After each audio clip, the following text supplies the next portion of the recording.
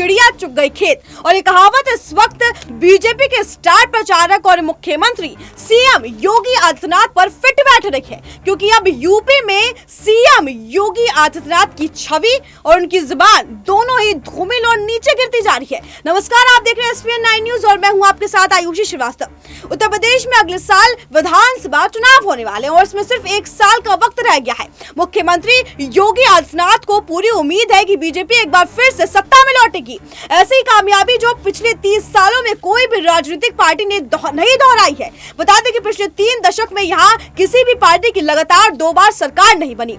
जी हाँ, लेकिन बीजेपी और योगी आदित्यनाथ इस धारणा और परंपरा को बदलना चाहते हैं। कामयाबी दोहराने के पीछे यही वजह है कि राज्य में बीजेपी का दबदबा और ज्यादा कमजोर होता जा रहा है। आपको बता दें, चुनाव नजदीक आते ही विपक्ष दल भी एक्शन के मूड में दिखाई दे रहे हैं। समाजवादी पार्टी के मुखिया अखिलेश यादव बीजेपी को घेरने का प्लान कर रहे हैं, जबकि कांग्रेस के महासचिव प्रियंका गांधी ने भी योगी आदित्यनाथ के खिलाफ मोर्चा खोलने का प्लान बना लिया है। लेकिन अब सवाल ये है कि क्या विपक्षी पार्टियां राज्य में अपनी तस्वीर बदल सकती है? बड़ा सवाल है ये। या फिर विपक्ष ने राज्य में बीजेपी को चुनौती देने की ठान ली है। अगले 2 महीने में सीएम योगी आदित्यनाथ के सत्ता में 4 साल पूरे हो जाएंगे। अगर हाल के इतिहास को देखा जाए तो फिर कभी भी विपक्षी किसी भी राज्य में इतना कमजोर नहीं दिखाई दिया जैसे योगी आदित्यनाथ दिखाई दे रहे हैं। जैसे उत्तर प्रदेश में हो रहा है, वो सत्ताधारी पार्टी के खिलाफ जनता के बीच कोई लहर पैदा नहीं हो सकी। ये बीजेपी का रणनीति था। इसके सबसे बड़े उदाहरण की बात करें तो उत्तर प्रदेश में साल 2019 के चुनाव में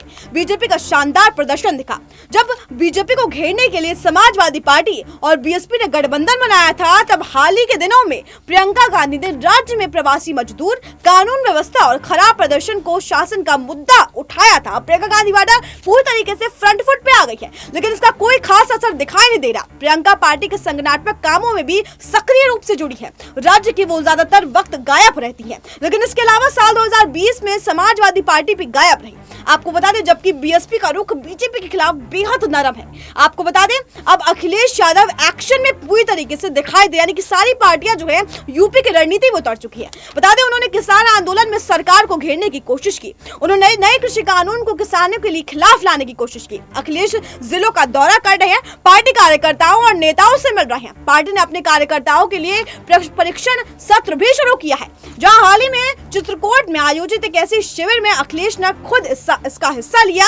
वही समाजवादी पार्टी के विधायक सुनील सिंह साजन ने कहा कि ट्रेनिंग कैंप का अनूठा तंत्र है, जहां पार्टी नेतृत्व को जमीनी कार्यकर्ताओं के साथ बातचीत करनी चाहिए। अब ये व्यापक रणनीति है कि क्या है, ये तो वही जाने। बता दें कि विधानसभा चुनाव तक ये शिविर चुनावी रणनीति पर केंद्रित है और आगे की चुनौती के लिए कैडर तैयार हो गया है। अब सवाल यह है कि इसका फायदा पार्टी को कितना मिलेगा, क्योंकि सभी पार्टियां योगी को भांदने के लिए तैयार हो गई है। वरिष्ठ पत्रकार रामदत्त त्रिपाठी कहते हैं कि समाजवादी पार्टी शुरू से ही संघर्ष कर रही है। उनकी विशेषता पिछले कुछ वर्षों में खो गई। इससे पार्टी कैडर कमजोर हो गया है। वो कहते हैं ना, जब पार्टी सत्ता में थी तब अखिलेश को नेतृत्व विरासत में मिली थी। उन्हें सत्ता से बाहर होने और इंतजार में सीएम की तरह व्यवहार करने की जरूरत है। आपको बता दें, भाजपा जैसी मजबूत पार्टी के खिलाफ उसे संघर्ष तेज करना चाहिए, चाहे वो कांग्रेस हो या समाजवादी पार्टी हो। कांग्रेस के लिए चुनौती एक संगठन बनाने की है जो फिलहाल यूपी में नहीं है, जो अपने नेता प्रियंका गांधी की लोकप्रियता को भुना सके हैं और अब मुख्यमंत्री का चेहरा भी बनेगी। पार्टी जो राज्य में 30 साल से अधिक समय से सत्ता से बाहर रही, उनकी हाल तक ब्लॉक बस्टर और ब्लॉक स्तर पर भी कोई संगठनात्मक समितियां नहीं है। बता दें, 60,000 से अधिक न्याय पंचायतों पर भी संगठन का दूर का सपना था। वही पिछले 1 साल में कड़ी मेहनत की परिणाम स्वरूप अब राज्यों के 800 से अधिक ब्लॉकों में पार्टियों को समितियों का गठन करना होगा, क्योंकि जिस तरीके से लगातार 2022 में चुनाव आने वाले, ऐसे में सभी पार्टियां जोर आजमाइश कर रही हैं और तमाम तरह की चुनावी सभाएं लेकर आ रही है। कांग्रेस के राज्य मीडिया संयोजक ललन कुमार कहते हैं कि हमारी पार्टी के पास अब एक कुशल और उत्तराधिकारी जन आधारित संगठन है, जिसमें प्रियंका गांधी सबसे बड़ी भूमिका निभा रही है। नई ताकतों को उन पर सफल अभियानों से आंका जाना चाहिए, जो हाल के महीनों में पार्टी के नेतृत्व में हुई है। वही प्रवासी मजदूरों के मुद्दे से लेकर किसान, कानून व्यवस्था और बेरोजगारी तक किसी अन्य दल ने सरकार को चुनौती नहीं दिया है या पुलिस की क्रूरता का सम्मान नहीं किया है। संगठनात्मक बदलाव के बाद बड़े नेताओं का कहना है कि प्रियंका गांधी अब उत्तर प्रदेश में सड़कों पर उतरने के लिए तैयार है। एक वरिष्ठ नेता ने न्यूज 18 से बातचीत करते हुए कहा कि प्रियंका चुनावी अभियान जो है वो मध्य जनवरी के कुछ समय बाद शुरू हुआ है, वहीं परिश्रमी और इसके लिए बड़ा मेहनत करना पड़ेगा। गांधी गाजियाबाद और मेरठ जिले जैसों के गांवों हुए पंचायत स्तर की बैठकों में भाग लेना शुरू कर रही है। वही एआईएमआईएम और आप जैसी छोटी पार्टियां भी विधानसभा चुनाव के लिए लड़ने के तैयार है। आपको बता दें, असदुद्दीन ओवैसी भी इस बार यूपी से चुनाव लड़ेंगे। भाजपा 2014 के लोकसभा चुनाव के बाद से ही अपनी जाति और धर्म आधारित वोट बैंक पर मजबूत पकड़ बनाई हुई है। आपको बता दें, यूपी पंचायत चुनाव के लिए जिला पंचायत, क्षेत्र पंचायत और ग्राम पंचायत के पदों के लिए आरक्षण जारी है। आगरा लखनऊ एक्सप्रेसवे में शनिवार सुबह एक एक्सीडेंट भी हुआ था, जहां पर यूपी के इंटरनेट पर अश्लील चीजें भी दिखाई गई थी। वही बता दें कि जिस तरीके से लगातार कई हिंदुवादी संगठन को वैलेंटाइन डे को पश्चिमी सभ्यता का प्रतीक कहकर उससे सामने का विरोध कर रहे हैं, वही अब योगी आदित्यनाथ इसके लिए खुलकर सामने आ गए हैं और वो लगातार हिंदू और मुस्लिम को लेकर लगातार वो बोलते रहते हैं और लगातार इसका विरोध करते रहते हैं। बरेली शहर में स्थित ये दरगाह, आपको बता दें, एक प्रसिद्ध दरगाह है, लेकिन यहाँ पर योगी आदित्यनाथ कभी नहीं जाते हैं। अगर मुस्लिमों की वोट की बात करें तो कहीं ना कहीं योगी आदित्यनाथ इससे पीछे रह जाते हैं। कांग्रेस महासचिव प्रियंका गांधी वाड्रा यूपी में एक हफ्ते में 4 किसान महापंचायत को संबोधित कर चुकी हैं। आपको बता दें, प्रियंका गांधी सहारनपुर में, अब मेरठ और बिजनौर में किसान महापंचायत को संबोधित करेंगे। हालांकि प्रियंका की यूपी में सक्रियता बढ़ गई है, उनके सामने चुनौतियों का अंबार है और वक्त बहुत ज्यादा कम है, क्योंकि 1 साल का है। पिछले साल जुलाई में खबर आई थी कि प्रियंका गांधी जल्द ही लखनऊ स्थित कौल आवास में शिफ्ट हो सकती है, लेकिन प्रियंका की लखनऊ शिफ्ट होने की चर्चा काफी वक्त से हो रही है। कांग्रेस सूत्रों से खबर भी है कि लखनऊ में शीला कौल की कोठी को प्रियंका अपना ठिकाना बना सकती हैं यूपी चुनाव के लिए। यूपी में कांग्रेस की उम्मीदों को परवान चढ़ाने के लिए प्रियंका जी तोड़ कोशिश करें, उनकी मेहनत भी साफ दिखाई दे रही है। किसान महापंचायतों का हिस्सा भी बनी रहेंगी।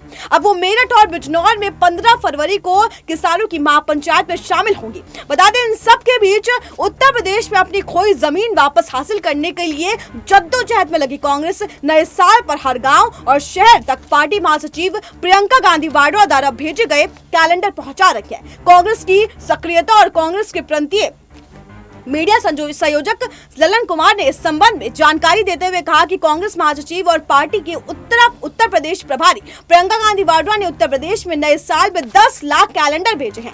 उन्होंने कहा कि पार्टी पदाधिकारियों को वे कैलेंडर हर गांव और शहर के प्रत्येक वार्ड में बांटने के निर्देश भी दिए गए हैं और हर जिले और शहर कमेटी के लिए आबादी के लिए लिहाजा से कैलेंडर भी दिया गया। वही 12 पुष्प के इस कैलेंडर में प्रियंका के जनसंपर्क कार्यक्रमों और संघर्ष की तस्वीर दिखती है। आपको बता दें, ललन कुमार ने कहा कि कैलेंडर में पहले पेज पर सोनभद्र की जनसभा है। वही संवेदना व्यक्त करते हुए सोनभद्र पहुंची प्रियंका गांधी की तस्वीर भी आदिवासी महिलाओं के साथ कहीं से छिपी नहीं है।